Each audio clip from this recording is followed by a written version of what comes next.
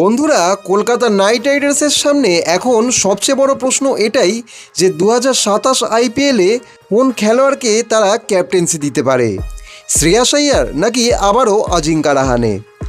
একজন ব্যাট হাতে তো লড়াই করে যাচ্ছেন, কিন্তু ক্যাপ্টেন্সি নিয়ে প্রশ্ন উঠছে। আর অন্যজন অভিজ্ঞ হলেও গত 2 সিজন ধরে কেকেআরের হয়ে নিজের সেরা দিতেই পারেননি। তাহলে কেকেআর ম্যানেজমেন্ট এবার কাকে ভরসা করতে চলেছে তার বিষয়ে আজকের পুরোপুরি আপডেটটা আমি তোমাদের দেব। দেখো বন্ধুরা, যদি শ্রেয়াস আইয়ারের ব্যাপারে বলি তাহলে ভারতীয় ক্রিকেটে শ্রেয়াস আইয়ারকে বরাবরই একজন অ্যাটাকিং ব্যাটসম্যান হিসেবে দেখা হয়, কিন্তু বর্তমান সময়ে তার ক্যাপ্টেন্সি নিয়ে অনেক প্রশ্ন উঠেছে। কারণ ইংল্যান্ড এবং আয়ারল্যান্ড সিরিজ মিলিয়ে তার ক্যাপ্টেন্সিতে ভারতীয় দল 6-0 ব্যবধানে হেরেছে।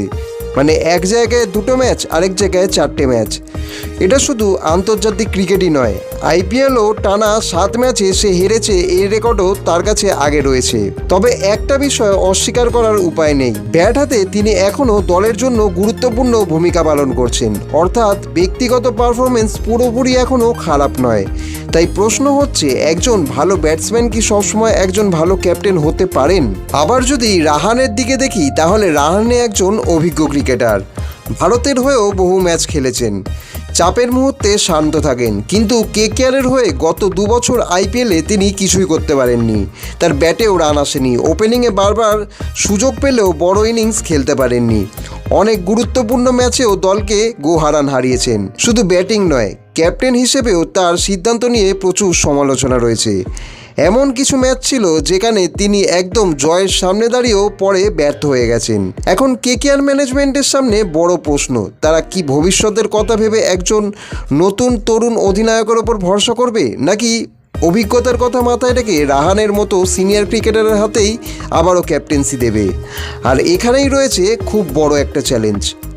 কেকেআরের মতো বড় ফ্র্যাঞ্চাইজিতে শুধু ভালো ব্যাটিং বা ভালো বল করলেই হয় না, একজন অধিনায়ককে ম্যাচ পড়তে জানতে হয়, সঠিক সময়ে বোলার চেঞ্জ করতে জানতে হয়, ফিল্ডিং সাজাতে জানতে হয়, এবং বড় সময়ে দলকে ভালো একটা ডিসিশন দিয়ে ম্যাচটাকে ধরতেও জানতে হয়।